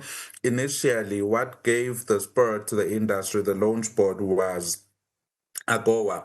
And we saw that, once we then started losing AGOA, we lost half of the factories. But the 22 that remains, Ngumalo, has actually grown to a point where it sustains itself even when AGOA, really just tethers away and continues to employ 22,000 people. Now, that's a sign of an industry that has matured and is able to find other sources of growth to support that development within that industry, and therefore making it a pivotal industry, which we hope that as a nation we are going to be able to grow and sustain and find better models of doing work. And now that would include what would call, cottage factories, where we empower locals to do a lot, to produce a lot within their local their local communities. And also, if you look at the industry in itself and the way it is located in the Kingdom of Eswatini, you then realize that it's one industry that was meant to be decentralized and really get to provide employment opportunities right there in the grassroots and curb the problem of rural to urban migration. And when we're looking at what is going to happen at Gamula, look at what has happened at Hlangano, and we saw that, with the decentralization of the factory shell program, we also got to decentralize jobs and create jobs regionally. So what I would then contend that we are dealing with as a country, Mr. Ngumalo, is we have been able to relatively steer the country in the right direction, but every time there are changes in the global economic landscape and the global economic order, we try as a kingdom to then shift to that direction. So where we are right now, I believe we have an investor roadmap and an investor policy which gives more impetus to Eswatini and other foreign investors to come into Eswatini and begin production, and then thereafter we are going to create the jobs. And I think if you really recall, during the opening of Parliament, His Majesty commanded that, let's go and get big business to come and settle into Eswatini. Businesses that are going to have the turnover into billions. What that means then is we need to, as a country, go out there and market Eswatini as this nodal point that can distribute into the arteries of the entire SADC region and also into the arteries of the entire continent of Africa under the Africa Continental Free Trade Area, and one that can be a tributary into the COMESA markets. So I think that's where we are now as a kingdom, and we then are going to move forward from there. And I do believe that is where we are seeing the growth in the long term is going to come from. And also on that Mkonvongwavuma project, remember that study that was released and said if we implement that project to the latter as the kingdom, we can create 200,000 jobs. And theoretically, that would solve all our employment problem. And then what you're going to have is the structural unemployment, which would then mean people are not getting the jobs because the jobs are there, but it's not what they're looking for. So our industrial base, Ngumalo, is a critical solution to dealing with the problem of unemployment. And the textile sector is one sector that is critical and helps build the critical mass and skilling our people outside of the formal education system. What do economics inform us regarding, okay, let's look at it like this. More than 70% of our exports go to SACU, right? And it's the kind of level of integration that is seismic, for lack of a better term. 70% is a big number. Would you say this level of integration strengthens us or exposes us? It's a double-edged sword, Mr. Ngumalo, because yes, in the short term, it gives us access to a relatively stable market. And also, I would say that if you look at the configuration of a customs union, Mr. Ngumalo, it is doing exactly what it ought to do. That's what customs unions are supposed to do. Improve trade within partners by eliminating those trade barriers and then having a common external tariff for things that are going outside of that, coming outside of that customs union. So by design, we expect that we should have that level of integration. But at the same time, diversification in portfolio management is critical, because if you have a relatively diverse portfolio, it somehow limits your exposure to those external shocks. So in the case of the kingdom, if South Africa were to go into a serious recession, a serious one, we would feel those effects to the biggest of terms, because we are so integrated and so linked to South Africa. Because even if you look at the destination within SACU, it is not the region itself generally, but it's largely South Africa. So we are so integrated into the South African economy, and it exposes us to risk. So that is why we are calling for a push into the COMESA markets, and also a push into SADC markets, and a push into the overall Africa Continental Free Trade Area markets, and then also a push into other markets globally. Europe, we need to improve our our European footprint. We need to improve our American footprint. For example, under AGOA, there is more than 1,000 lines there, but Eswatini is only using one line, which is largely the textile sector. And I think we do send a bit of, food products and completed products there. So now that's an entire market which we have the leeway to get Eswatini into. So what we need to do is a diagnostics of why we are not supplying the other 999, but I think it's around 6,000 lines and we're only using one. So we need to do that diagnostics and then find ways to support industry to expand the line offering into the AGOA markets. In European markets, we know we have a certain quota, which we've never supplied fully in terms of our beef products. So there is quite a lot that we need to do to diversify our markets, and we need to create that support for industry, so that industry is able to then jump into those markets. And we've seen that with this new investor roadmap, if we can then start implementing that policy relatively well, it would give even domestic producers that support, and that would allow them to grow, so that we improve and expand our international footprint, so that we limit the risks of over-dependence on one trading partner. Industrial hubs, like let's use Matapa for an example. I think that's the most poignant example. When you look at an industrial hub like Matapa, it has become very critical towards production and investment. Just how important, are zones like this one when it comes to attracting not only local investment, but also foreign investment? And that is quite critical, Mr. Ngumalo. Like I've said, if you look at the impact of the factory shells program, those factory shells are largely built on what we call industrial hubs. If you look at Ngwenya and then Hlangano, and I think there is a struggle for industrial hub coming up, and we have a special economic zone at Potweni,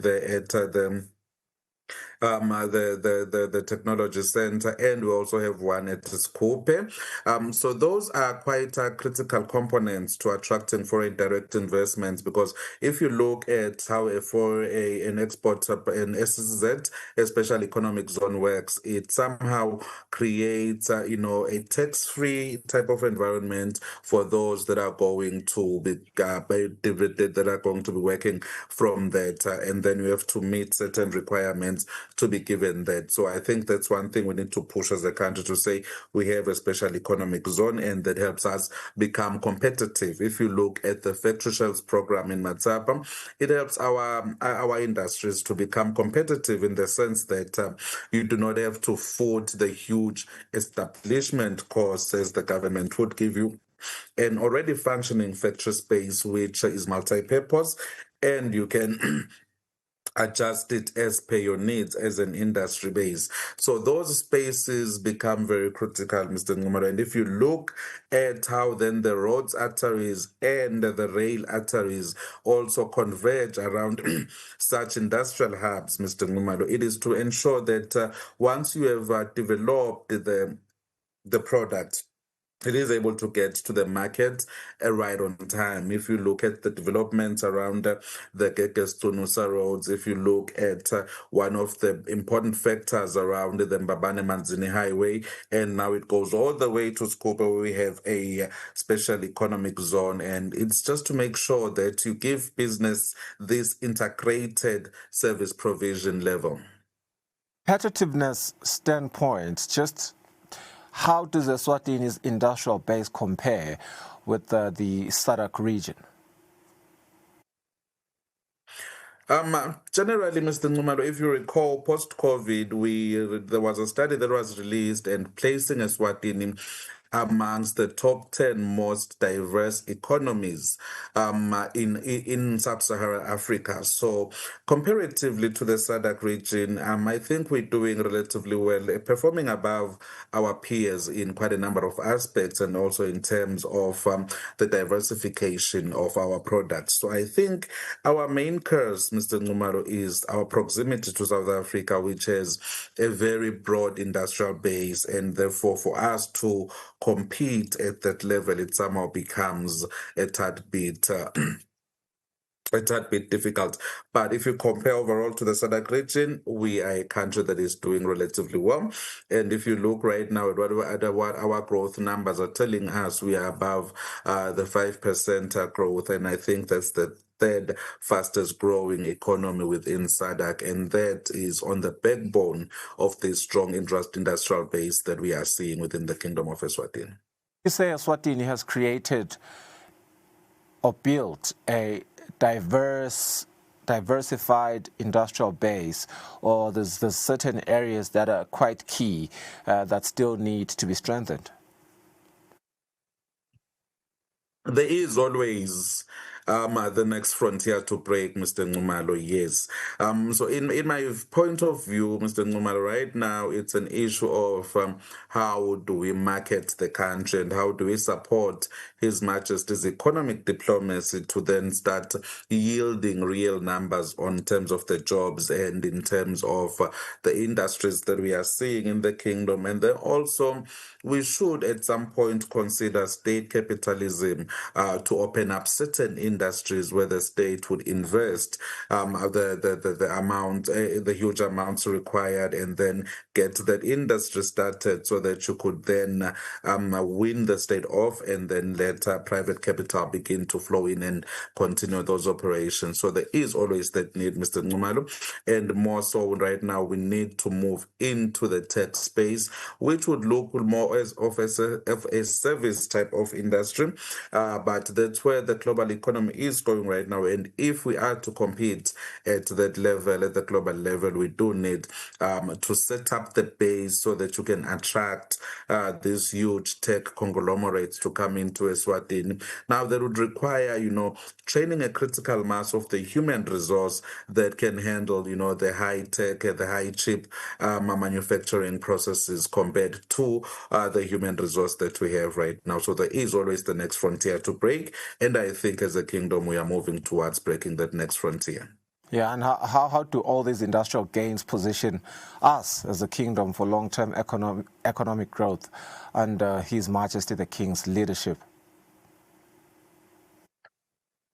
So long-term growth, Mr. Nxumalo, comes from productivity. At the early stages and all this industrial base, what it does is it helps you stay competitive as a country. And once you can be competitive, then in the long term, you can access, bigger markets. And also in the long term, you are building a strong industrial base upon which you are then going to build and launch into high-tech space. And I think we do have a huge part of the backbone infrastructure that is required to go into the tech space. But what we need to do right now is now to create the critical mass that will enable us to attract that high value production type of product. So the fact that we have a manufacturing base, that means we can now move into high value products that are going to improve our export earning and improve the impacts of the kingdom. So I think we've done very well as a country over the past 40 years in setting up that industrial base and also setting up the country as launchpad into other high-value industries. Thank you so much, Mr. Sibiya. 40 years of leadership, industrialization focus with Sanele Sibiya. Our economy is indeed very, very big milestones, and the potential for more lies ahead, and it rests on the ministers, the cabinet ministers, it rests on private sector, it rests on everyone who is key on the economic development of the Kingdom of Eswatini. This marks the end of the day. We hope you enjoy your Monday morning and that it becomes a fruitful week. Absolutely, we are officially counting down to the big day of the Kingdom of Eswatini that everyone's looking forward to. Enjoy the rest of your day. Goodbye.